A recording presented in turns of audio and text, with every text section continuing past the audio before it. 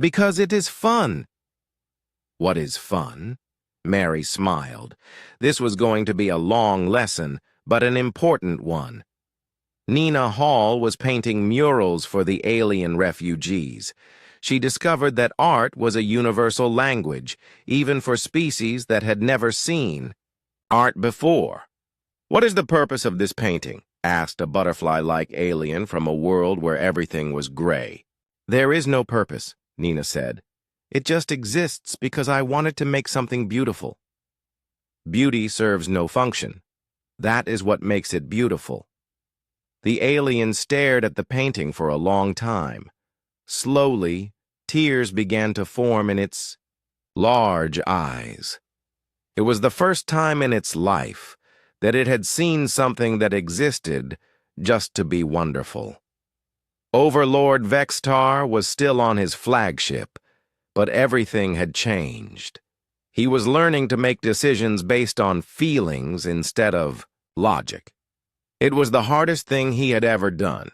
"Sir," an officer said, "the High Command is demanding a report." "Tell them." Vexatar paused. The logical thing would be to report his failure and request more ships. Instead, he did something else. "Tell them that Earth is more dangerous than we thought. Tell them we need to retreat and study the humans more carefully. But, sir, that is not true. It is not false either. Earth is dangerous, just not in the way they think." This bought Earth more time, but Vextar knew it would not last forever. Dr. Lisa made an amazing discovery while studying the alien refugees who were arriving on Earth. Each species that learned to think like humans became better at everything they did. They were more creative, more adaptable, more alive. "Amy, look at this," she said, showing her friend test results. "The Zilani who have been here for 2 weeks are solving problems faster than they ever did before. Not because they are thinking harder, but because they are thinking differently." "You mean chaos makes them smarter?" "Not chaos exactly. Freedom. When they stop trying to be perfect and start trying to be themselves, they become amazing." Captain Ben got the mission of his life. He was going to lead a flight of human and alien pilots to help the rebellion on a distant world. It would be the first time Earth ships had left the solar system. "Remember," he told his mixed squadron of human and alien pilots, "we are not going there to fight like a military. We are going there to fight like ourselves. Everyone be as weird as possible." Grace Kelly raised her hand. "Sir, I have been practicing being weird my whole life. I am ready." "Good. Today, weird saves the galaxy. The mission was successful. Ben's squadron helped liberate 3 worlds in 1 week, not through superior firepower, but through superior strangeness." Meanwhile, the Hegemony High Command was getting desperate. Reports of rebellions kept coming in. Their perfect empire was falling apart because of one small blue planet. "Send the Death Fleet," they ordered. "Destroy Earth completely. End this chaos before it spreads further." But it was too late. The chaos had already spread to hundreds of worlds. The idea of freedom, of thinking for yourself, of being unpredictable, these ideas were like viruses spreading through the galaxy. Vextar received the order to support the Death Fleet. Instead, he did something that surprised everyone, including himself. He sent a message to Earth. "Admiral Morris and Dr. Turner, the High Command is sending our most powerful fleet to destroy your world, but I am not going to help them.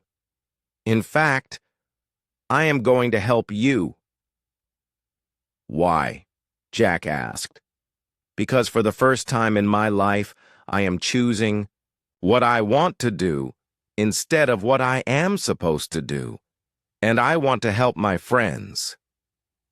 The word friends was not in the original Hegemony language. Vexatar had learned it from humans.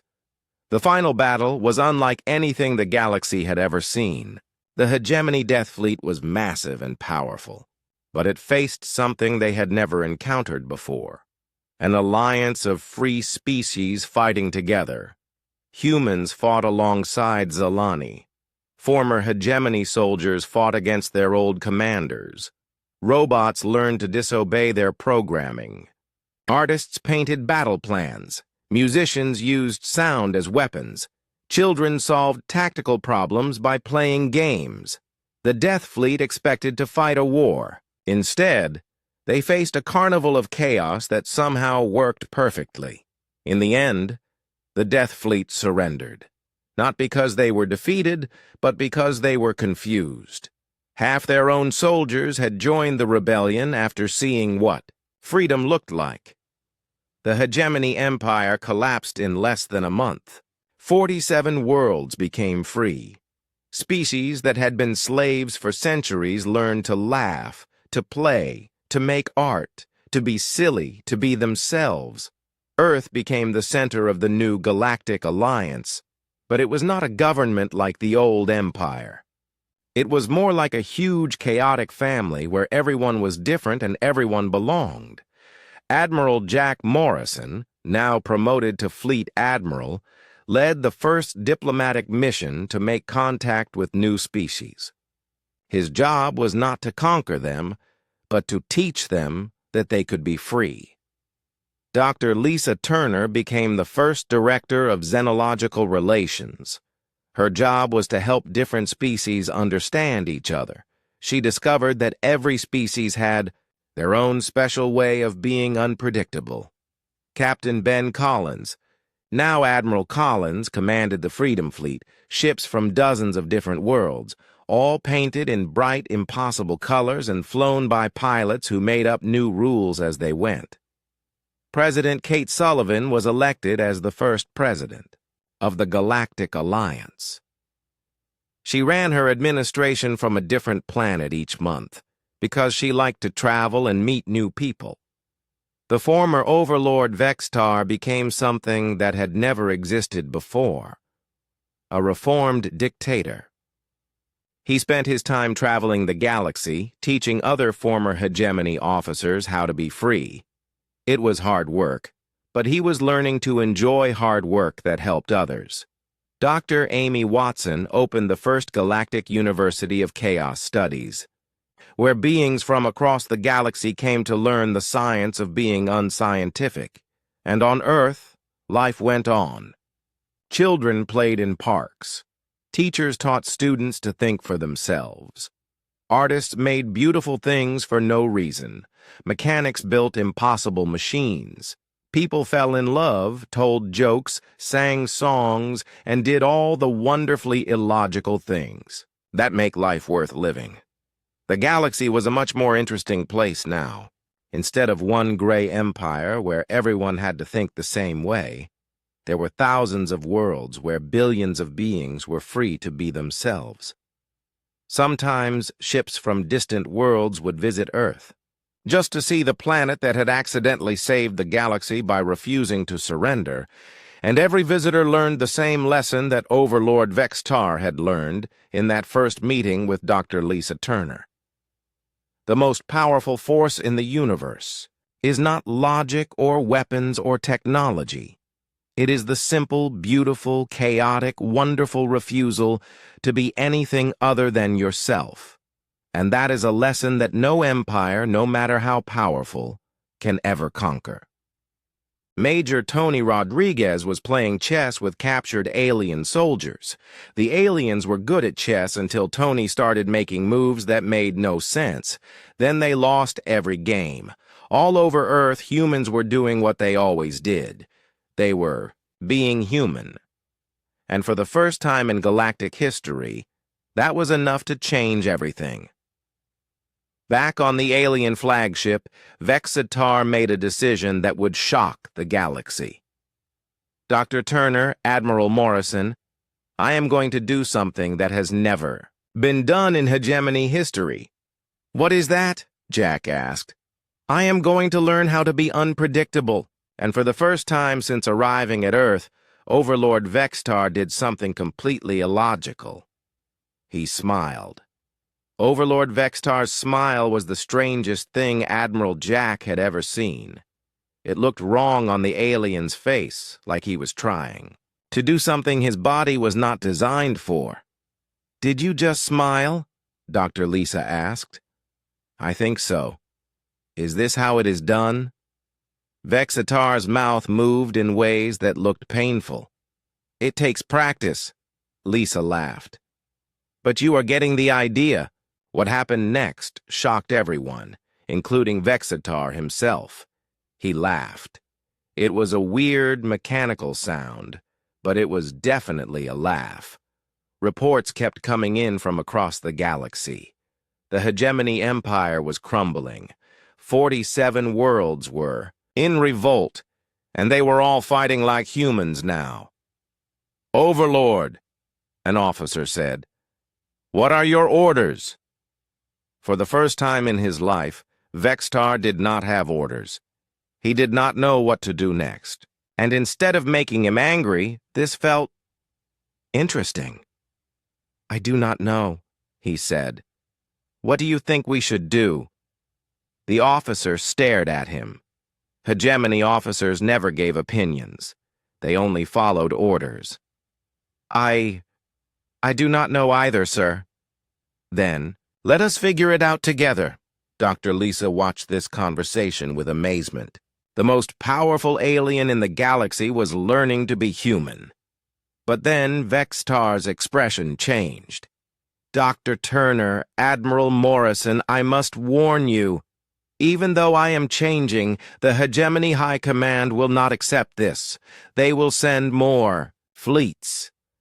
They will try to destroy Earth to stop the spread of chaos." "How long do we have?" Jack asked. "Perhaps a few weeks. They will need time to understand what has happened here. Then we have work to do," Lisa said. Back on Earth, Captain Ben was flying patrol when he got new orders. "All pilots return to base immediately. We have a galaxy to save." Grace Kelly was confused. "What does that mean?" "It means we are not just fighting for Earth anymore. We are fighting for everyone." President Kate Sullivan called an emergency meeting with world leaders. But this time, the meeting was different. Instead of being in a secure bunker, they met in a park, because that was where Kate felt like meeting.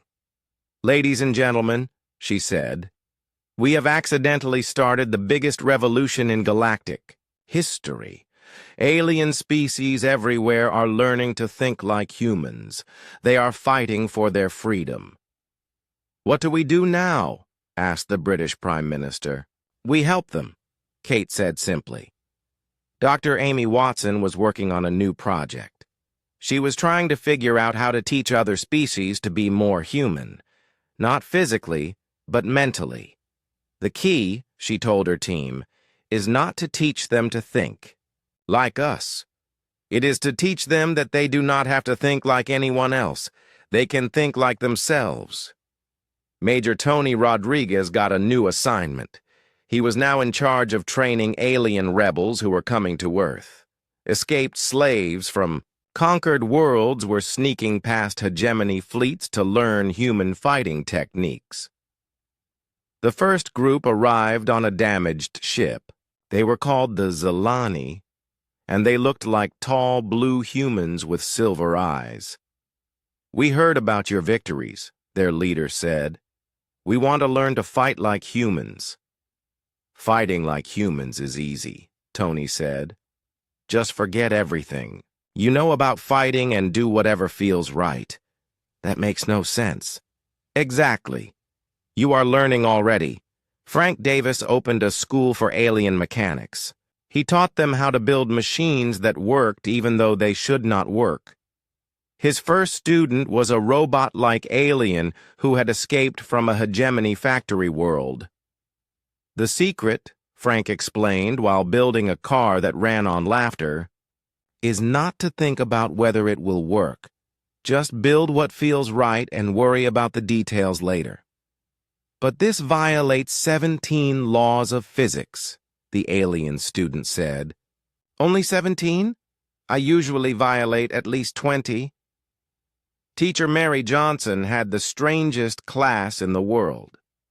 Half her students were human children, and half were young aliens whose parents had joined the rebellion. Today we are going to learn about feelings, she announced. Who can tell me what makes them happy? A human boy raised his hand. Ice cream! An alien girl raised her tentacle. Solving math problems! Very good. Now, who can tell me what makes them happy? That does not make sense, the human boy thought. Jumping in puddles even though it makes my shoes wet. The alien girl was confused. I do not understand. Why would you do something that has negative consequences? Everything. You do not behave like any species we have encountered. Your actions serve no logical purpose, yet they are effective. How is this possible? Maybe you should sit down, Lisa said. This might take a while. Vextar did not sit. Instead, he stood perfectly still and waited. Okay, Lisa began. Humans do not always act logically. We make decisions based on feelings, memories, dreams, and ideas that might not make sense to others. But why? Because it makes life interesting. Because it feels right. Because sometimes the illogical choice is the best choice. That is impossible. Is it? Let me ask you something. What will I do next? Vextar's eyes glowed brighter as his mind worked.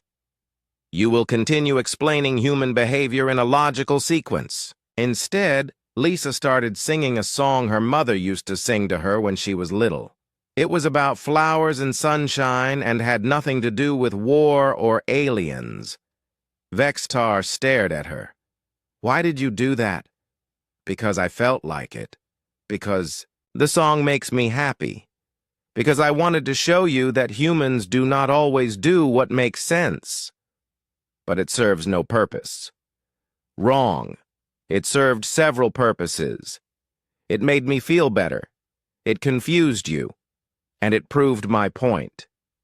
Admiral Jack was watching this conversation with amazement. Lisa was teaching an alien overlord about humanity by being completely human. Vextar, Jack said. Can I ask you something? Yes. In all the worlds you have conquered, did any species ever fight back the way we have? No. They all followed predictable patterns. They defended their capitals. They protected their leaders. They used their strongest weapons first, and that made them easy to defeat? Yes. Once we understood their patterns, victory was inevitable.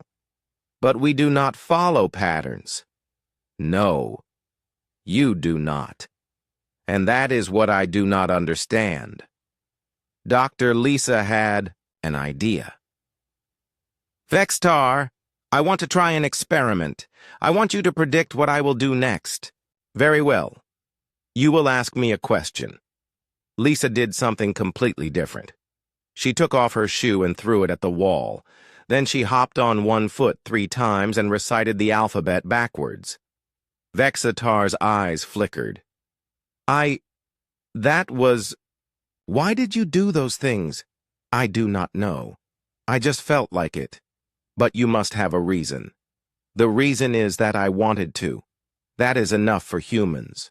For the first time in his life, Vextar felt something he had never experienced before. Confusion. His mind was designed to solve problems, but humans were not a problem that could be solved. Dr. Turner, he said slowly, are all humans like you? We are all different, but yes, we all have this ability to act without logical reasons, even your children, especially our children. Vextar was quiet for a long time. When he spoke again, his voice was different. Dr. Turner, Admiral Morrison, I must tell you something. This conversation has been transmitted to all hegemony ships and all conquered worlds. Why? Jack asked. Because my superiors demanded to know why we have not defeated Earth yet. They are listening to every word. Lisa realized what this meant. So other alien species are learning about humans right now? Yes, and more importantly, the species we have conquered are learning that the hegemony can be confused, can be stopped, can be defeated. Alarms started ringing on the alien ship. Vextar's officers ran into the room. Overlord, we are receiving reports from across the Empire. Rebellions have started on 12 worlds. The conquered species are fighting back using random tactics. They are copying the humans. Vextar stared at Lisa and Jack. What have you done? We showed them how to be free, Lisa said simply. Captain Ben was still flying around the alien flagship when he noticed something. Some of the alien ships were leaving, not retreating, just leaving, flying away in different directions. Control. This is Ben Collins. I am seeing alien ships breaking formation. They seem to be going to different star systems. Copy that, Ben. We see it too. Inside the flagship, more reports were coming in. The hegemony empire was falling apart. Conquered species everywhere were learning that they did not have to follow predictable patterns. They could fight back in ways the hegemony could not understand. Overlord, an officer reported. The Zelani system is in full revolt. They are using tactics that our computers cannot process. What kind of tactics? They are singing while they fight.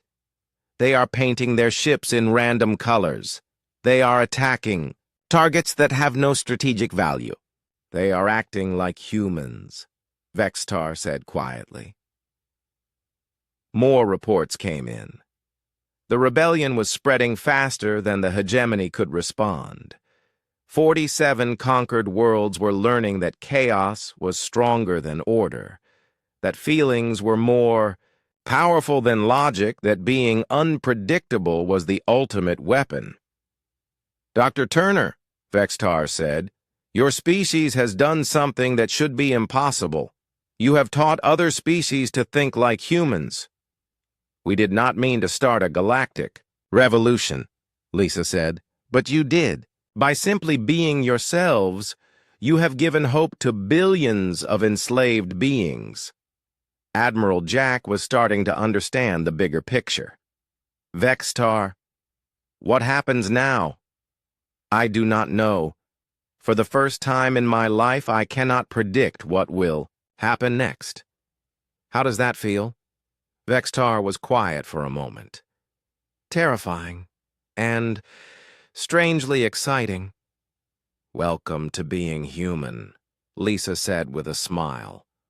On Earth, people were celebrating. The alien fleet was confused and disorganized. Some ships were leaving to deal with rebellions in other systems. But the humans did not stop fighting. They kept being unpredictable because that was what they did best.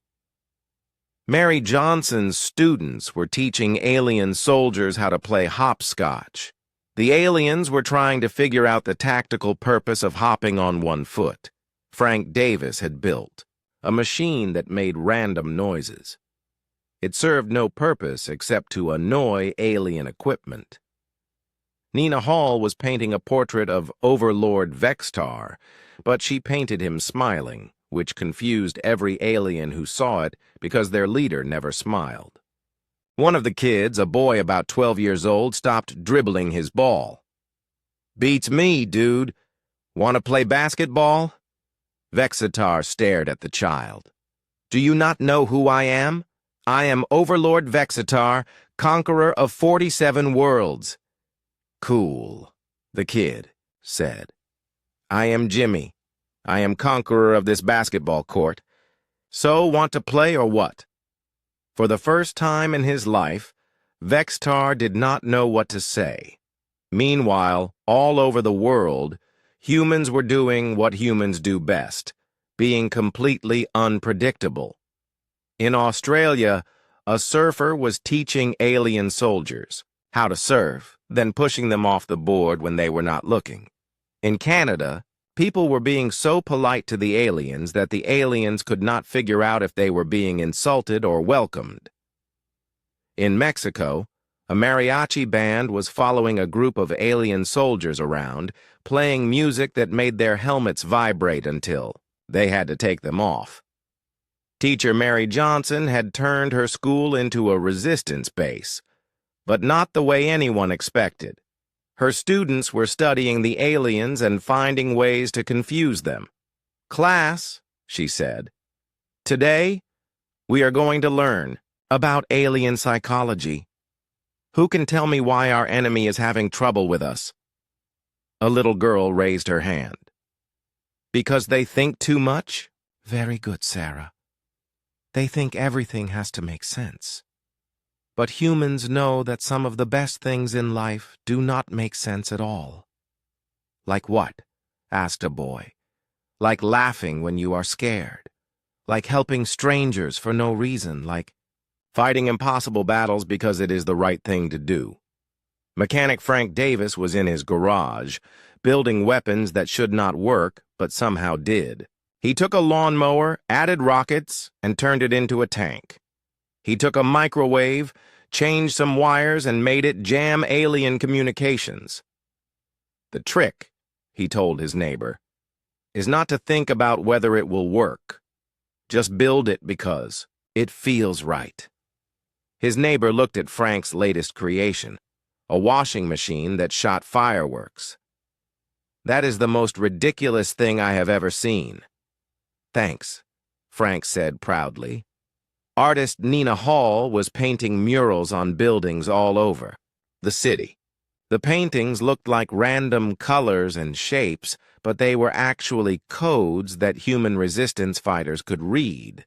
The aliens tried to decode the paintings, but they could not. The codes were based on feelings and memories, not logic. How? "Does a red circle next to a blue triangle mean attack at midnight?" an alien intelligence officer asked. "We do not know," his aide replied. "There is no logical connection." "Then how do the humans understand it?" "Unknown, sir." The answer was simple. Nina had painted the red circle to look like her grandmother's lipstick and the blue triangle to look like the roof of her childhood home. Any human who grew up in the neighborhood would know what she meant. At the end of the third day, Overlord Vextar was sitting in an empty government building, trying to understand what was happening to his invasion. His forces were not losing. Exactly. But they were not winning either. Every time they adapted to human tactics, the humans changed their tactics. Every time they figured out a pattern, the humans broke the pattern. "Report," he ordered his commanders. "Sir, the humans have no central command structure." "Impossible. All species have leaders." "They do have leaders, sir, but the leaders are everywhere. Teachers, farmers, children, mechanics, everyone seems to be making decisions. That is chaos." "Yes, sir, but it is organized chaos. That makes no sense." "No, sir, it does not." Vextar realized something that frightened him. For the first time in his long life, he was fighting an enemy he could not understand.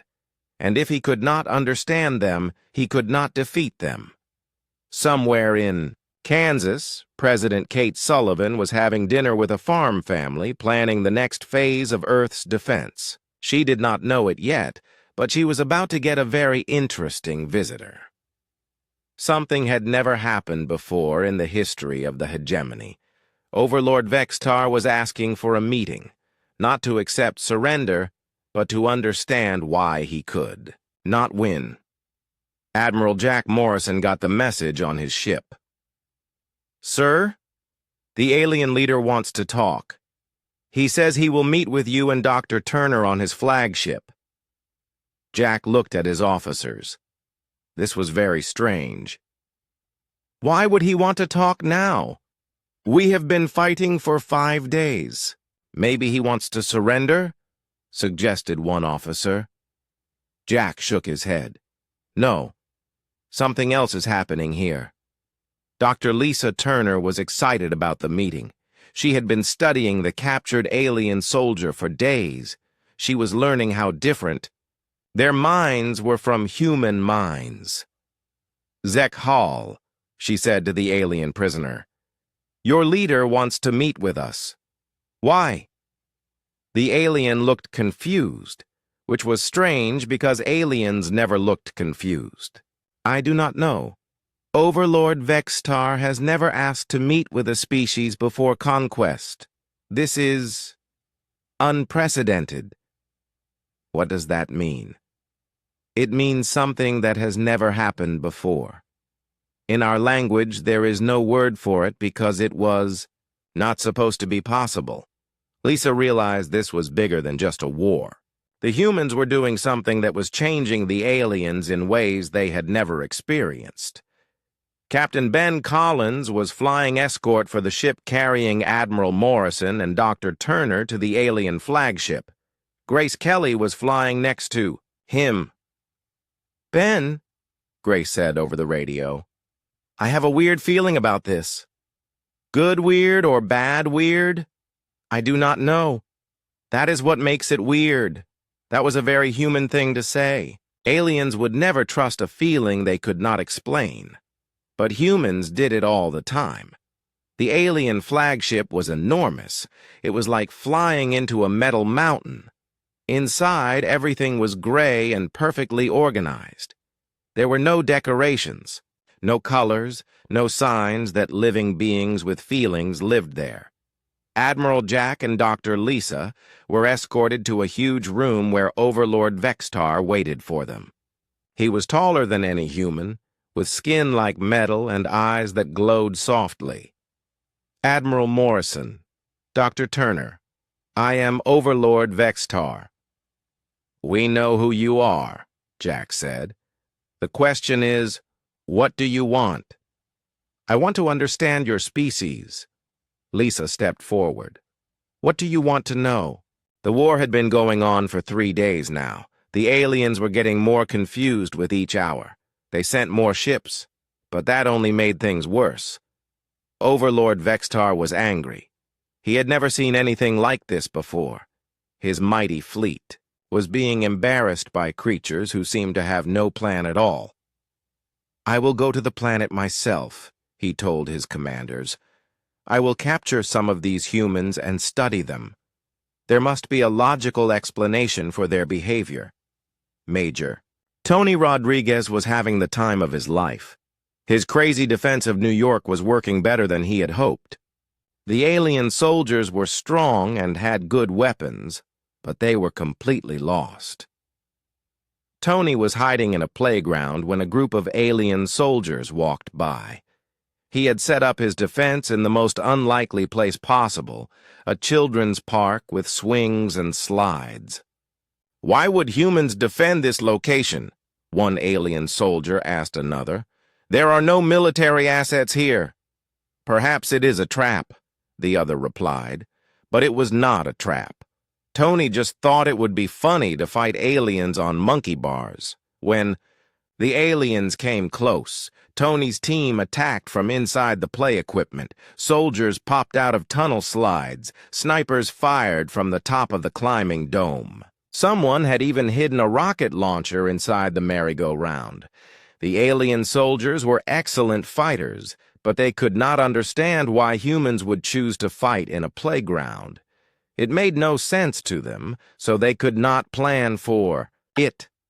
Sir, one of Tony's sergeants said during a break in the fighting, why did we really choose this place? Tony grinned. Because I used to bring my kids here before the invasion. If aliens want to take over Earth, they have to get past the jungle gym first. Dr. Lisa Turner got exciting news. Her team had captured an alien soldier who was hurt but alive.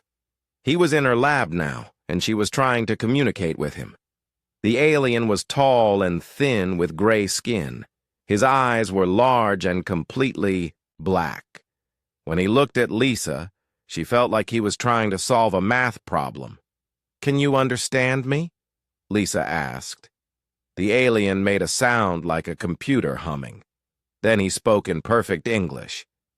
"Yes, I have learned your language from your broadcasts. I am Warrior Unit Zek Hall of the Hegemony. Why did you invade our planet?" "Because that is what we do. We find new species. We study them. We conquer them. It is logical." Lisa sat down across from him. "But you are not conquering us." Zek Hall's head tilted in a way that looked almost human. "No, your species does not. Behave correctly. You do not follow the patterns." "What patterns?" "All species follow patterns. When threatened, they gather their strongest fighters. They protect their most important locations. They use their best weapons. But humans do none of these things correctly. Maybe we have different ideas about what is important." "Like what?" Lisa thought for a moment. Then she smiled. "Yesterday, a group of children helped my soldiers by playing their music so loud that your communication devices stopped working. The children were not soldiers. They were not ordered to help. They just thought it would be fun." Zek Hall stared at her. "That serves no logical purpose." "Exactly." Captain Ben Collins was leading another air battle. This time, the alien ships were ready for human unpredictability. They had changed their tactics, but so had the humans. Grace Kelly had an idea during the fight. "Ben, what if we do the opposite of what we did yesterday?" "What do you mean?" "Yesterday we were crazy and random. Today let us be perfectly organized. Let us fly in formation exactly like they expect us to." Ben laughed. "That is so crazy it might work." The human fighters suddenly started flying in perfect military formation. They followed every rule in the book. The alien ships relaxed. Finally, the humans were acting normally. Then, right in the middle of the most perfect formation ever, Grace did a barrel roll just because she felt like it. The move served no purpose except that it made her happy. The alien computers went crazy again. They had been ready for chaos or order, but not for order with random chaos mixed in. "I think I understand now," Grace said over the radio. "They expect us to be one thing or another, but we are both. We can be organized when we want to and crazy when we feel like it." Dr. Amy Watson was studying the alien technology they had captured. She made an amazing discovery. "Lisa, come here quickly. I figured out how their computers work." Lisa left the captured alien and ran to Amy's lab. "What did you find?" "Their computers are incredibly smart, but they think like aliens. They can only process logical behavior. Watch this." Amy showed Lisa a test. She took an alien device and pressed buttons in logical order. 1, 2, 3, 4. The device worked perfectly. Then she pressed buttons in a pattern that felt right to her. 1, 4, 2, 7, 3. The device made angry beeping sounds and shut down. You see? Their technology cannot handle human intuition. We do not think in straight lines. We think in curves and zigzags and loops. That means every human on Earth is like a virus to their computer systems, Lisa realized. Exactly. Just by being ourselves, we break their technology. Overlord Vexitar landed on Earth with his personal guard. He chose to land in Washington, D.C. because that was where the human leaders would be. It was the logical choice. But President Kate Sullivan was not in Washington. She was in a small town in Kansas, visiting a farm where the local militia was building weapons out of farm equipment. "Madam President," her security chief said, "we should go back to the Capitol. It is safer there." "No," Kate said, watching a farmer attach rockets to his tractor. "The aliens expect me to be in the Capitol. so I will be anywhere but there. Vexitar walked through the empty streets of Washington. His computers had told him this was where he would find the human leaders. But there was nobody here except some kids playing basketball. "You!" Vexitar called to the kids. "Where are your leaders?" The countdown reached 0. All around the world, people held their breath.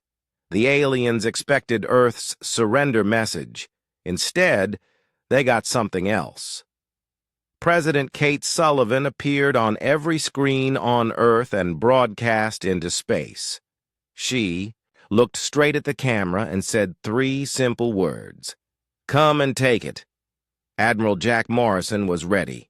He had spent the last 3 days preparing for this moment. Every ship Earth had was in position. They were tiny compared to the alien fleet, but they were there. "All ships, this is Admiral Morrison. Today we fight for our home. We fight for our families. We fight because we are human and humans do not give up." Dr. Lisa Turner had been working without sleep for 3 days. She discovered something important about human brains. She tested it on herself and other scientists. "Amy, look at this," she said to Dr. Watson. "I want you to pick a number, between 1 and 10. 7, Amy said. "Now pick another number, but do it without thinking. 3. Do it again, but this time try to pick the number I want you to pick. I do not know what you want me to pick." 2? Lisa smiled. "That is exactly the point. Even when we try to be predictable, we are not.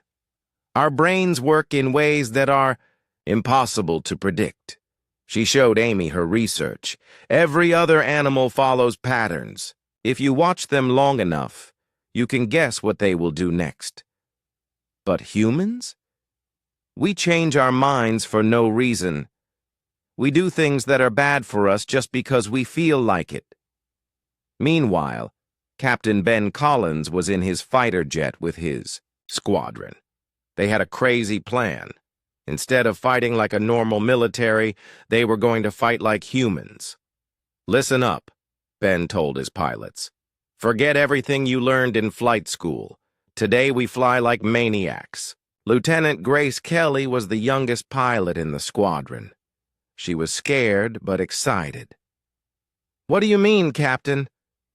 "I mean, we do not fly in formation. We do not follow the book. We do whatever feels right in the moment. The aliens think they know how we fight. Let us show them they are wrong." The alien ships moved toward Earth. They came in perfect lines, just like they always did. Their computers had calculated the best way to attack. They knew exactly where Earth's defenses would be, but when they got close, Earth's ships were not where they expected. Commander Steve Parker led the first attack. His ships came from above, below, and from the sides all at once, but they did not attack the big ships. Instead, they went after the small ships in a pattern that made no sense. "Why are they attacking the scouts?" asked an alien commander. "Their strategy is illogical," another replied. "They should attack our main ships." But Steve had a different plan. He knew they could not hurt the big ships yet, so they would hurt the small ships and make the aliens angry. Angry enemies make mistakes. His plan worked. The alien fleet broke formation to chase the human fighters. Suddenly, their perfect lines became a mess. Grace Kelly found herself flying, straight at an alien ship 10 times bigger than her fighter. Every rule said she should turn away. Instead, she flew straight at it and turned at the last second. The alien ship tried to follow her turn and crashed into another alien ship. "Did you see that?" she shouted into her radio. "I made them crash into each other." "How?" asked another pilot. "I do not know. I just felt like turning left." Dr. Watson was watching the battle from her lab. The alien ships were having problems. Their energy readings were all wrong. "Lisa, come look at this. The alien ships are using more power than they should need. Lisa looked at the data. They are trying to calculate what our ships will do next, but they cannot. So they're computers. Keep working harder and harder. You mean we are hurting them just by being unpredictable? Exactly. On the ground, Major Tony Rodriguez was preparing for the alien landing ships. The aliens were sending soldiers to major cities. Tony's job was to defend New York, but Tony did not set up normal defenses. Instead, he put his soldiers in strange places. Some were in coffee shops, others were in toy stores, some were hiding in subway tunnels that led nowhere. "Major, this makes no sense," said his sergeant. "Why are we not defending the important buildings?" "Because that is what they expect us to do," Tony said. "The aliens have conquered 47 worlds. They know how armies fight, but they do not know how New Yorkers fight. When the alien soldiers landed, they went straight to the government. Buildings, the power plants, and the military bases. But those places were empty. Instead, they found resistance everywhere they did not expect it. A group of alien soldiers was walking down a normal street when suddenly kids on bicycles rode past them throwing water balloons. The balloons did not hurt the aliens, but they could not see for a few seconds. That was enough time for Tony's real soldiers to attack from inside the pizza shop. "Why are their young ones attacking us?" asked an alien soldier. "It serves no tactical purpose," replied another. "But it did serve a purpose. It confused them." Dr. Turner was studying a captured alien device. She found something amazing. "Amy, look at this. The alien technology is incredibly advanced, but it only works one way. It can only respond to logical actions." "What do you mean?" "Watch this." Lisa took the alien device and pressed buttons in a random order while singing a song. The device made strange noises and stopped working.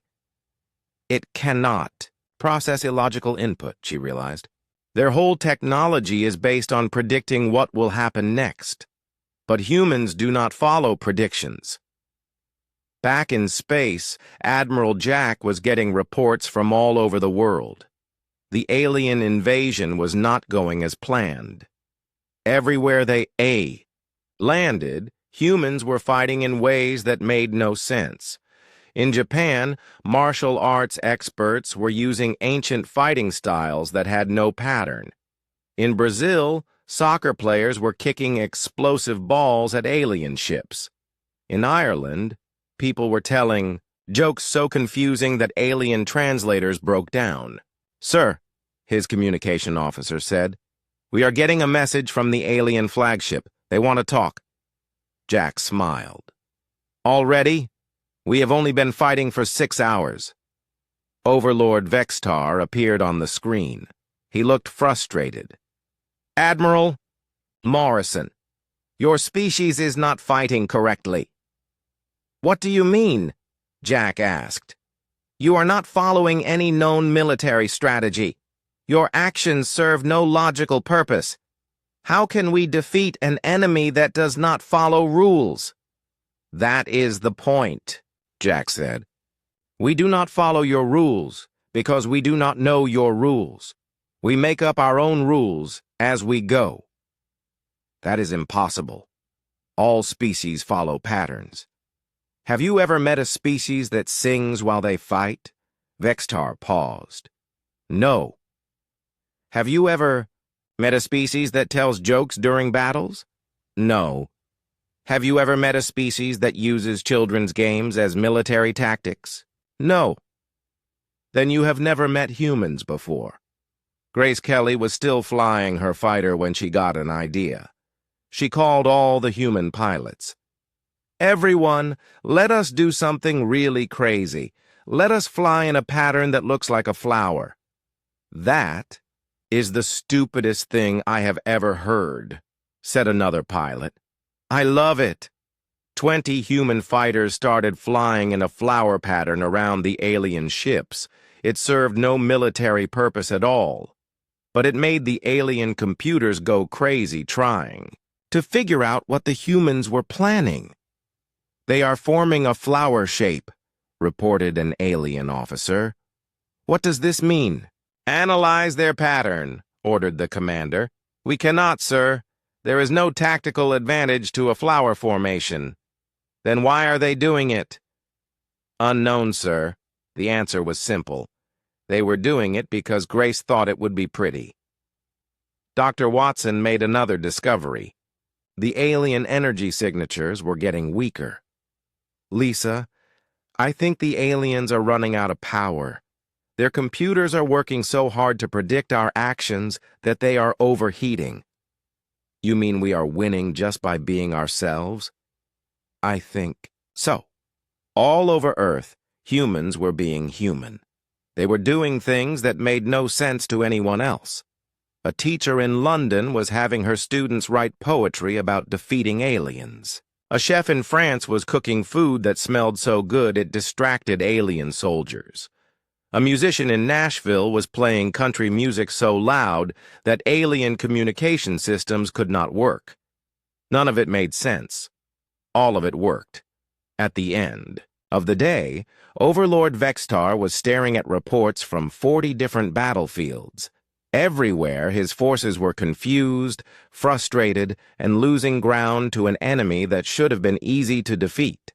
"How many species have we conquered?" he asked his aide.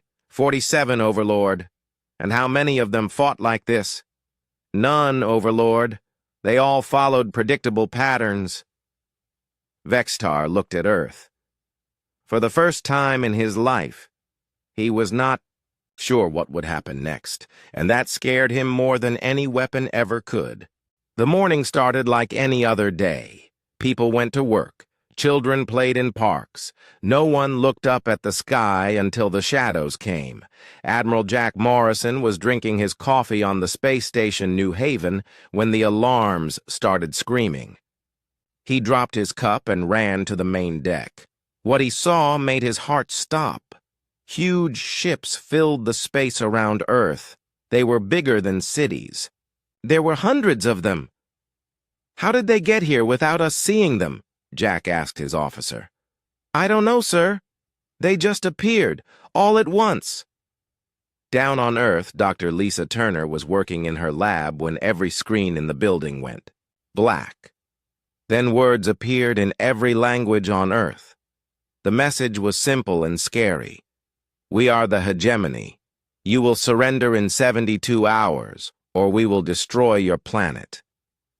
Lisa ran outside. Half the sky was dark. The alien ships blocked out the sun. People stood in the streets looking up. Some were crying. Others just stood there with their mouths open.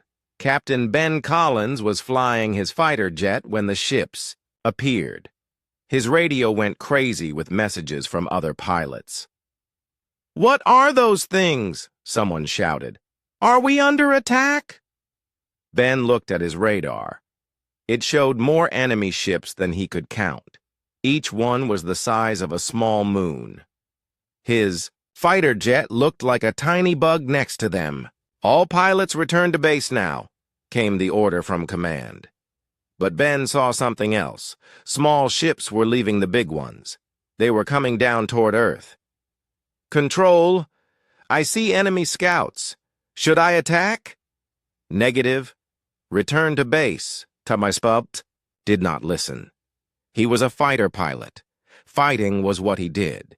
He turned his jet toward the nearest enemy ship and fired his missiles.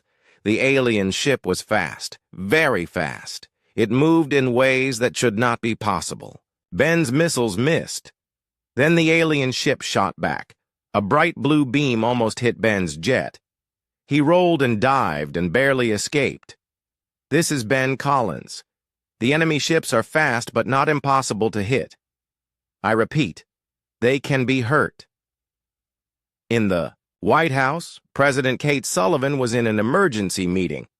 Leaders from around the world were on video calls. Everyone was talking at once. "We have to surrender," said one leader. "Look at how many ships they have." We need more time to prepare, said another. Kate slammed her hand on the table. We are Americans. We do not surrender to anyone, not without a fight. But, Madam President, they have technology we cannot match, her advisor said. Maybe, but they do not know us yet. Dr. Amy Watson was studying the alien ships with her telescope.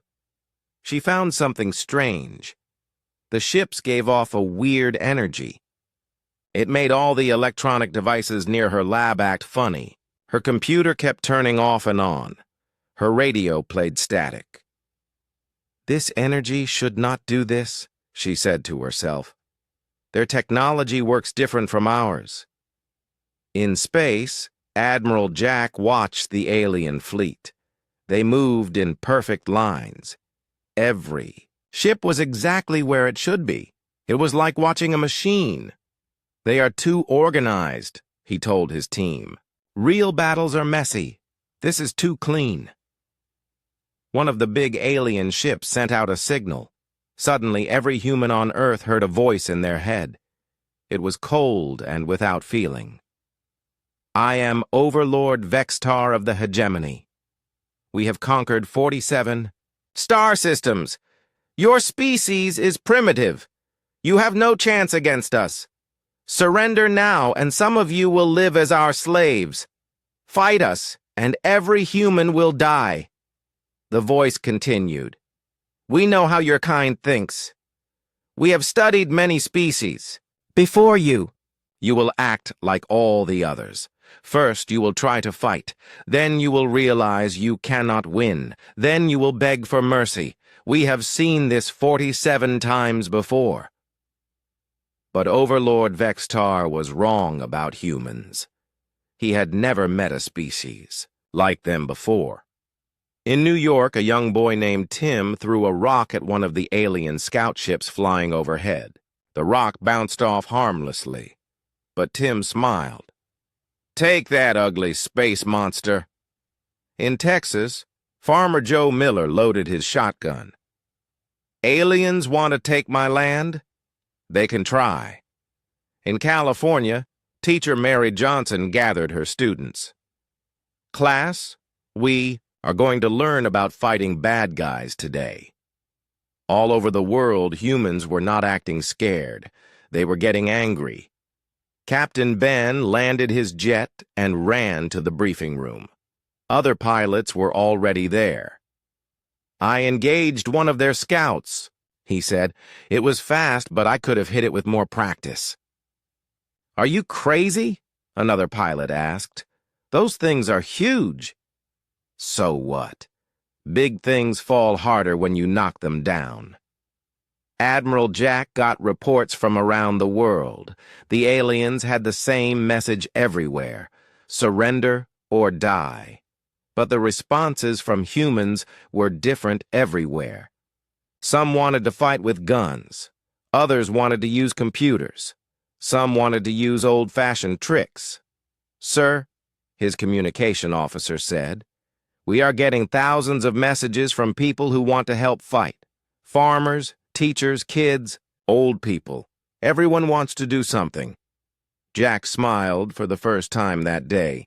Send a message to all Earth forces. Tell them we are not surrendering. Tell them to get ready for the fight of our lives. Dr. Lisa was still studying the alien message. Something about it bothered her. The aliens talked like they knew exactly what humans would do, like they had a plan for everything. But how can you plan for everything? She asked herself. Humans do not always make sense. We do crazy things.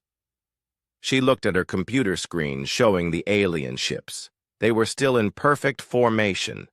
Not one ship was out of place. Maybe that is their weakness, she thought. They think too much like machines.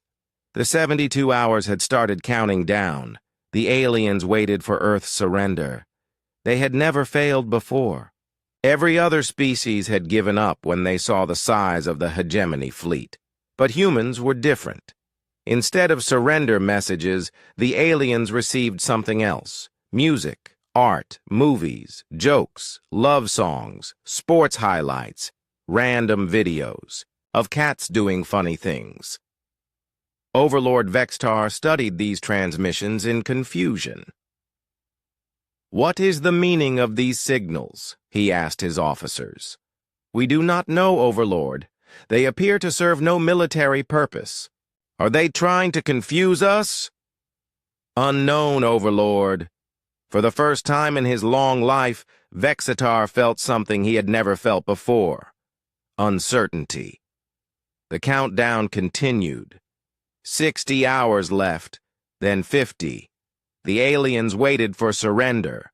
But, instead of giving up, humans around the world were doing something the hegemony had never seen before. They were getting ready to fight in ways that made no sense at all.